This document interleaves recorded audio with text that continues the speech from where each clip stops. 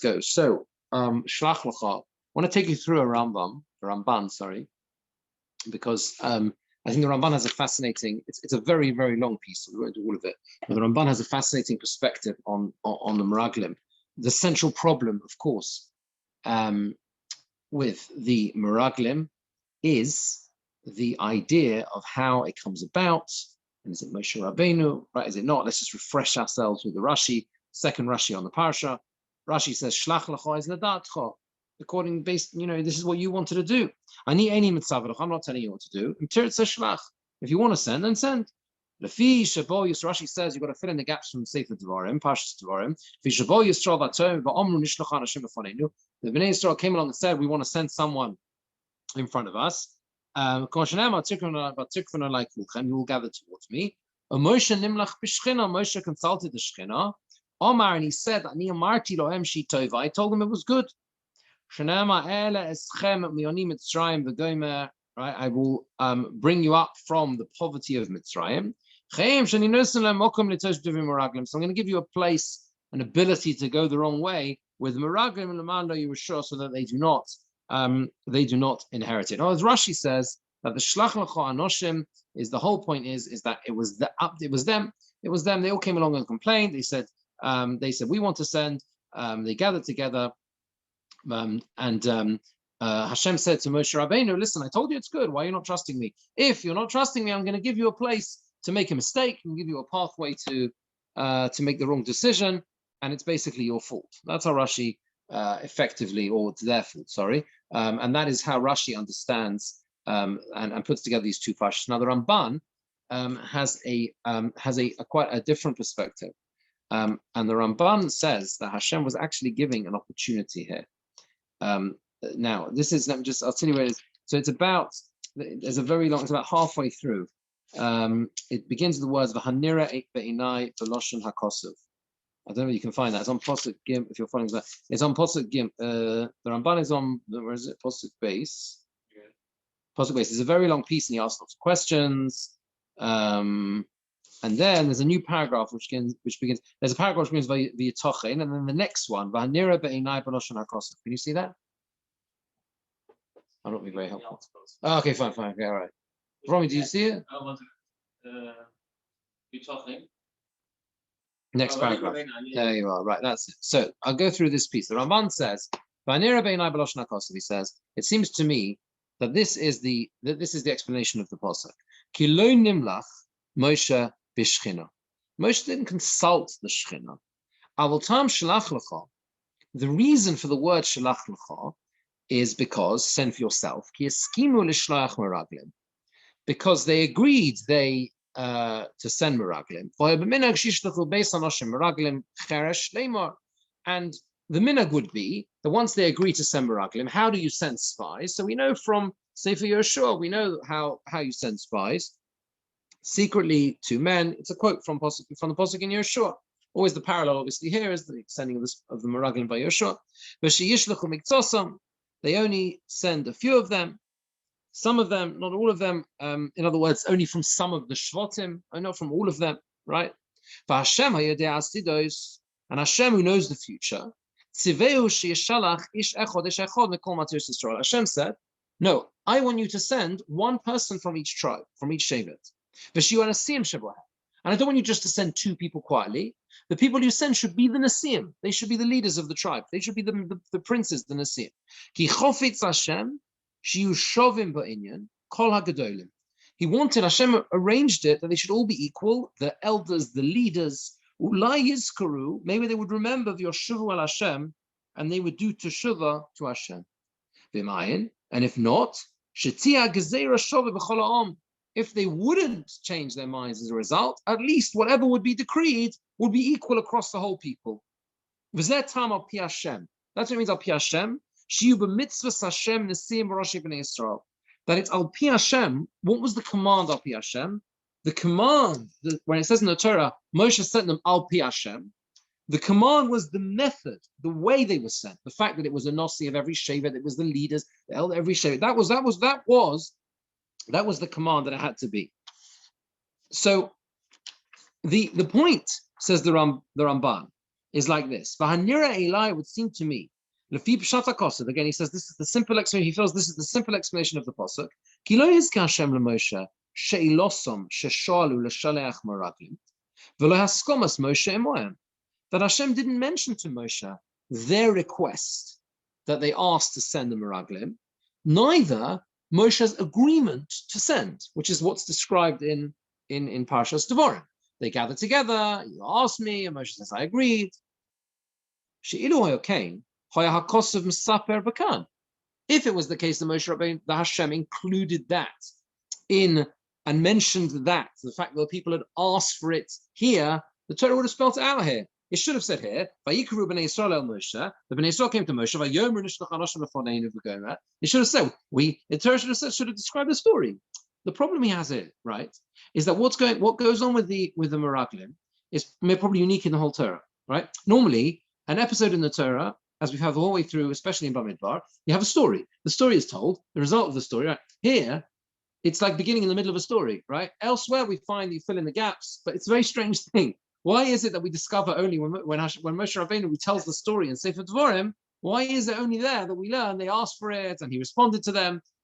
Like every other parsha in the Torah, it tells the whole story from Aleph to Tov, right? This is what happened. This was the result. You did this wrong. You did that right. It's very unusual. So he says it must be that, and it would have told the whole story if Hashem had told Moshe Rabbeinu and described what had transpired. Then and it's about Moshe, and it was good in the eyes of Moshe. And then it would write, Hashem said to Moshe, Shelach Lecha anoshim, as it would have said, send for yourself anoshim, as they said to you, ish echad. That's what the Torah would spell it out. It would start from the beginning, say the people approached you, you agreed, and therefore I'm telling you, Shelach Lecha anoshim. Add the words dibru elecha, as they asked from you, ish echad, right? But he says it's not like that. This is how it worked. Sheshalu Yisrael hashlichus, they asked for it. Moshe agreed. Then Hashem's command came to Moshe, keshar hadibros, like other commandments. Send for yourself anoshim. So what the Ramban is doing here is he's actually splitting the stories. Normally we understand it, right, as it was one narrative, and it's just that we don't hear the whole story here. That's how Rashi learns, right? And you've got to look over there and find the rest of the story. The Ramban says that's very difficult. Everywhere else in the Torah doesn't work like that. The Torah tells us the whole story. Right? There's no gaps to fill in elsewhere. So he says it must be there were two separate things, two separate events, unrelated. Well, they were related, obviously, but only because they were talking about the same thing. One story is told in Sefer Devarim. The people asked to send Meraglim, and Moshe agreed, right? After they made that request, Hashem said to Moshe Rabbeinu, I'm telling you to send spies, to send anoshim. So why what was going on? Why did Hashem command it in that way? And if he commanded it, what did they do wrong? He says like this: This is the reason, because of course, by the way, that's the problem Rashi's trying to solve, right? What went wrong? If it's Shlach, if it's Al Pi Hashem, right? So what was it wrong to send them, right? This is the reason that they shall search out Eretz Canaan as I commanded, as I've given. Sorry, to Israel. He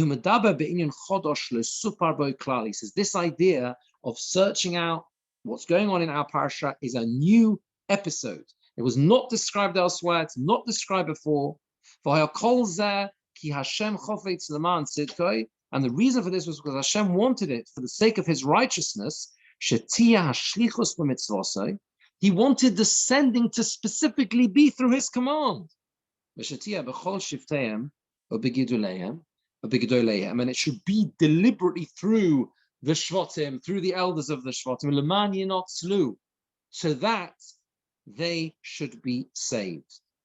And similarly, it seems to be the case. They asked Moshe Rabbeinu, they said, we let us send and they'll search out for us the land.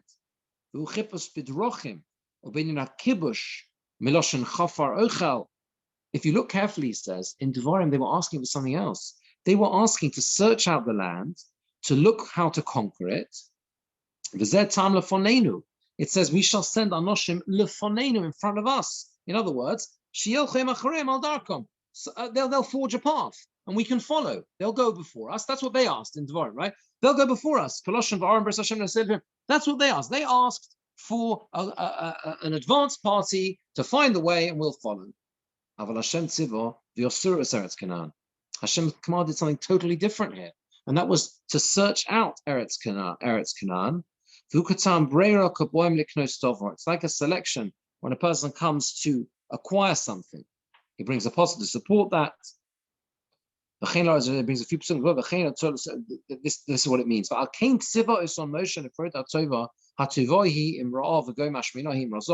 why you have all these descriptions here. Find out, is it good or bad? Is it support? Is it got a lot of can it support? Is it got a lot of there's ways of sustenance there. It was all to make them rejoice, to be besimcha, that how cherished the land was, and they should really want to go. Here it's described in this way. That's what happened. At the beginning, sorry, in Sefer Devarim, it starts at the beginning, to tell them their sin. What they did wrong was they asked for it initially themselves. So what the Ramban has done here is very clever.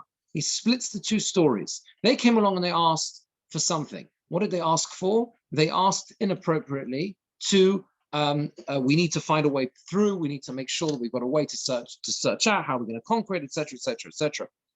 Basically understanding that, well, why do you need to do that? I'm telling you, you'll be okay. Everything's going to be fine. But what Hashem does is now that they're in the situation of having asked, and Moshe has agreed, he gives them a way out. Hashem gives them an opportunity to get out of this. What's the only way they can get out? It's been agreed, right? They asked for it, Moshe Rabbeinu agreed. So what's the only way now they can get out of the hole they've dug for themselves? Are you with me? By asking for the Meraglim. The only way they can get out of it is if Hashem brings a new command, and the new command is, I'm going to take this idea of you sending Meraglim, but we're going to do it for a totally different reason. And I'm going to do it in such a way that you have the maximum possible opportunity to believe how good the land is. It's going to be of your Suru Es Haaretz. They're going to come back with such an incredible report. It's going to be so amazing that all of your concerns and worries, right, are going to fly out the window. And how am I going to do that, says Hashem? Because I'm going to send the best, the cream of the crop. I'm going to send the elders, the Nesiim of every Shevet, right? And that will be that's what it is, Al Pi Hashem. I'm telling that's my sending of the Meraglim. Do you see what I mean? It's a beautiful piece. It's totally different to Rashi, right? It's a different sending. It's a different idea. It's designed to give them an opportunity, a way out, an opportunity that they should understand that the land is incredible. It's precious. It's not going to create problems for them. On the contrary, it's going to be wonderful.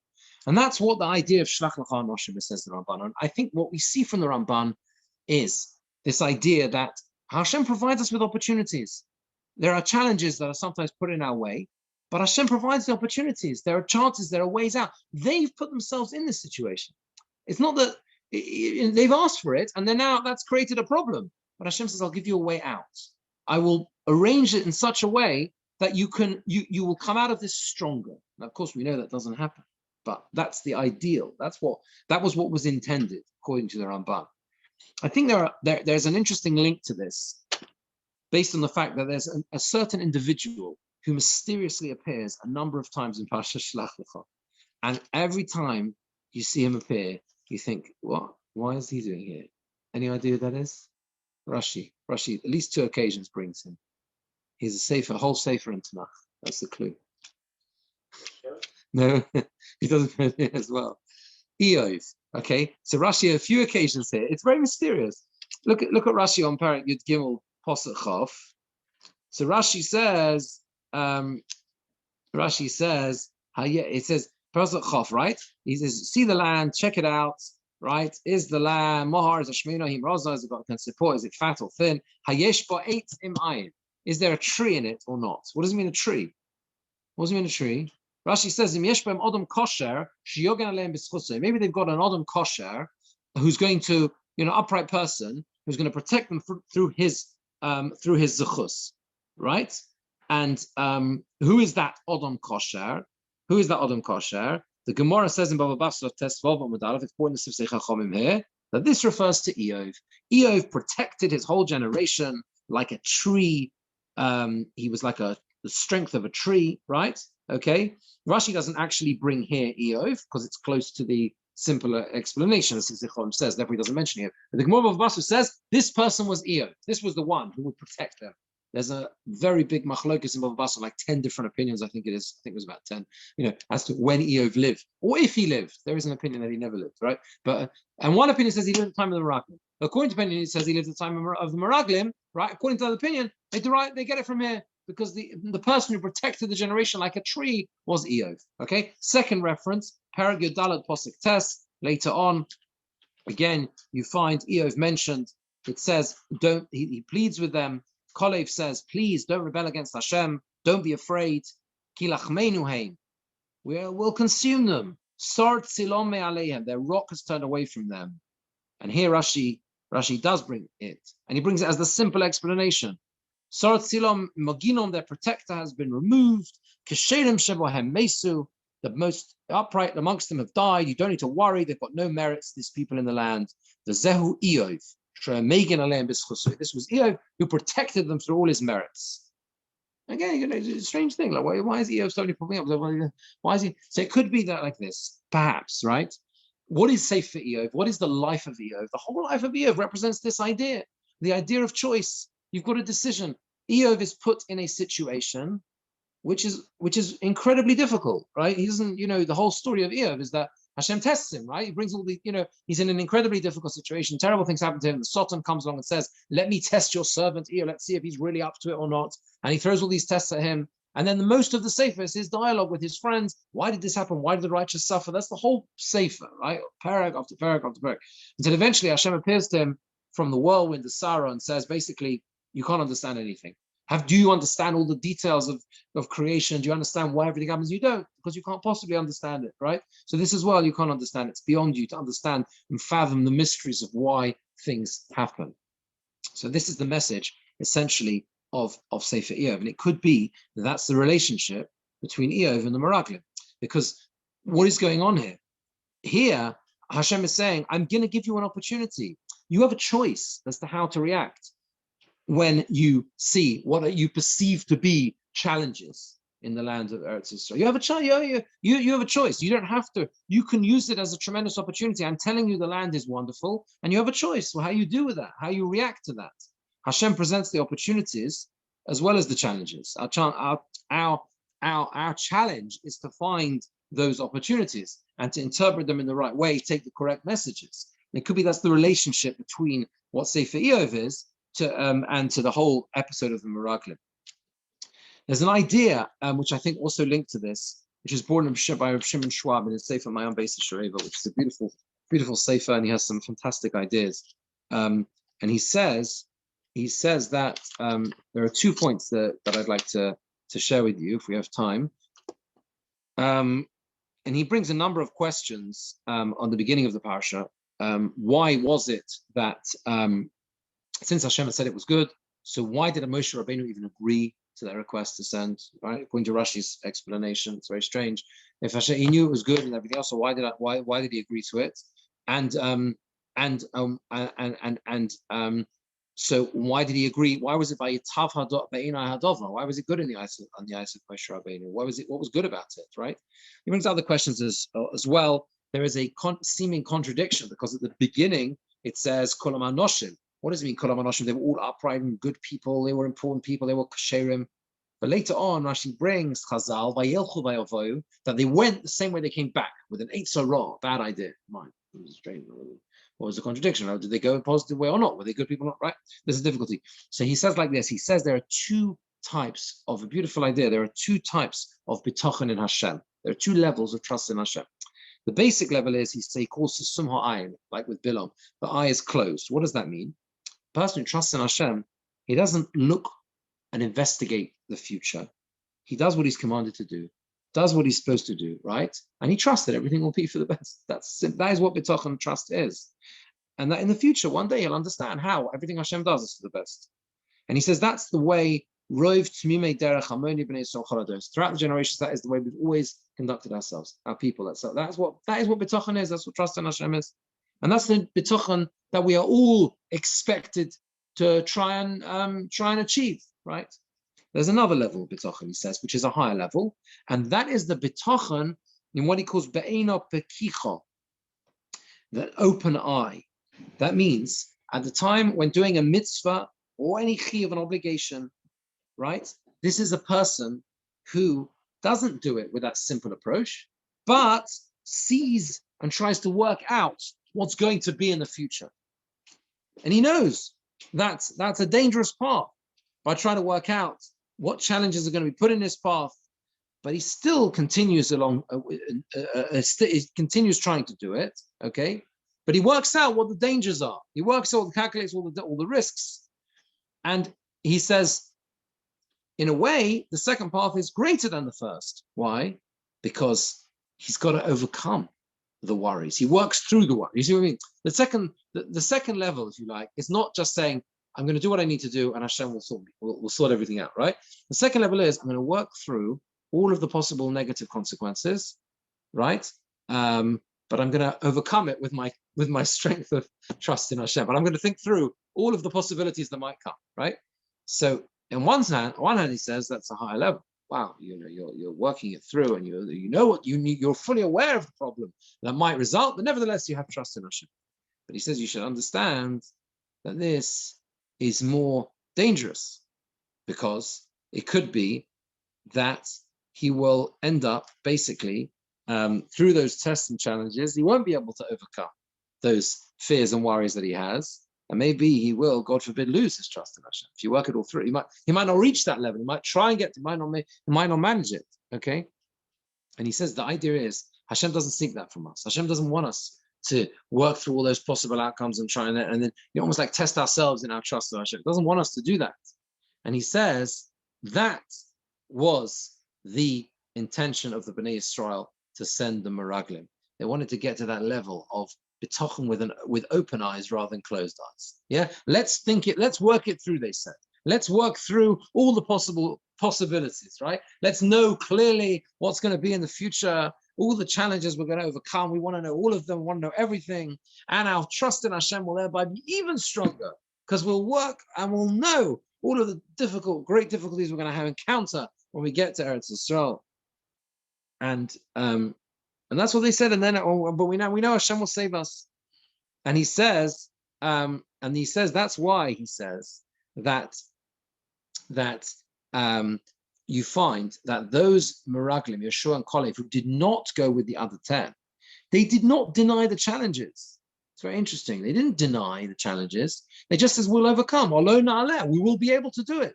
The rock is removed from them. They said we can overcome. They didn't deny it. They just said, we're going to have this strong level of bitachon. We're going to trust in Hashem. We'll go in with open eyes and we'll trust in Hashem. And that's why he says it was Vayitav Hadova Be'eni Moshe. Why? Because ultimately it's an amazing thing. Like if you go in with open eyes and you know all the consequences, and yet you still trust in Hashem, wow, you've achieved something incredible. But Hashem said to him, I'm not commanding you to do this. This is a risky path. The safer path is to say, I'm not going to work out what's going to happen. I'm not going to know how massive the giants are there and how, you with me, like how risky and how many different very hard situations we're going to encounter when we get there. I'm not telling you to do that. If you want to do that, you want to take that dangerous path towards that level of bitachon, trust in Hashem, then do it. But I'm not telling you to do that. And because Hashem doesn't want that from us. Hashem doesn't want us to fall into a place where we risk everything on the basis of not being able to live up to that possibility with all the outcomes, working it all through in this way. And he says that's why, that also explains how it was that when they went out with an Eitz Hara, the idea, even though they were kasherim, even though they were right, they were kosher, they were upright people, Eitz Hara, he says, how they all, when it says Vayelchu Vayavo, they went with the bad intentions as well. It doesn't mean they were wicked or anything. That's not what it means. It means that they went with an eitzah. They went with this idea, that this advice, this sense that wasn't appropriate for them. That's what it means eitzah. It wasn't the right eitzah. It was a negative idea. They went with a negative idea because not everyone can reach that level, right? And really, what they should have done is they should never have put themselves in that position. And that's how it was a negative way to go, because Hashem didn't want that from them. And that's how it happened that even such great people actually managed to fall. So it could be, according to this, they also saw it as an opportunity, as Hashem wanted them to see it, but they took a dangerous path. They took a risky path because they should have had that trust in Hashem without needing to do so. It links to the fact that ultimately the situation only occurred because of their request. They asked in the first place. That was why it happened. It doesn't contradict what the Ramban says. They asked for it, and Hashem says, "Okay, I'll give it to you. I'm going to give you an opportunity to get out of it. Now you asked for it. I'm going to not get out of it, but it should be a positive outcome." Unfortunately, that did not transpire. So okay, there is another idea. We won't have time. We won't have time to do the second piece of the Mayan Beis Sheva, but there is another very brief idea. I just wanted to share with you, so we know at the end of the parsha, you'll see it. It links, I think, beautifully to the whole thing. At the end of the parsha, you have the parsha of Tzitzis, and it says, "Ani Hashem." Yeah, where it says "Ani Hashem Ekeichem," sorry, Tesvav Lamed Ches. Rashi here famously says, "What is it about the Tzitzis? What is it about the Tzitzis? What does it bring us? One second.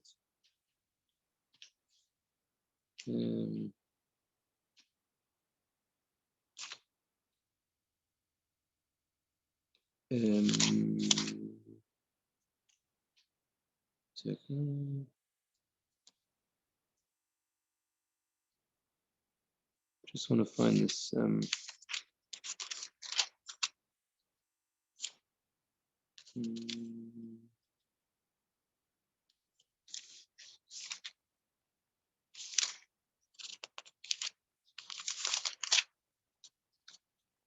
second.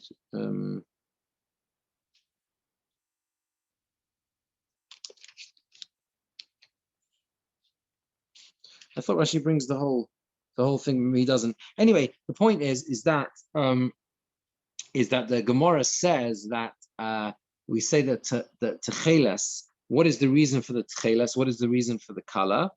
I'm trying to find the whole medrash because it doesn't seem to be. Here it is. Right. Okay. The Kli Yakov brings it. Techeles doimel yam. This idea that the techeles is like the sea. The yam doimel rakia, and the sea is similar to the sky. V'rakia doima the kisei hakavod, and the sky is similar to the kisei hakavod, throne of Hashem. And therefore, when you see your tzitzis, ultimately you think of Hashem. So Rabbi Moshe Feinstein asks in Darash Moshe in his Parish on the Torah, he says a simple question. He says, if ultimately the tzitzis are meant to remind you of Hashem and the kisei hakavod, the heavenly throne, right? So why do we have to have so many levels? Why so many steps? Make the tzitzis should be the color of the sky. Why does the tzitzis have to be like the sea? And the sea is like the sky, and the sky is like, a simple question. And he says, because there's the only pathway towards getting somewhere in terms of serving Hashem, right, is by going in steps. That's the only way you can get there. And if you take your tzitzis and you think you're already like the sky, you won't get there.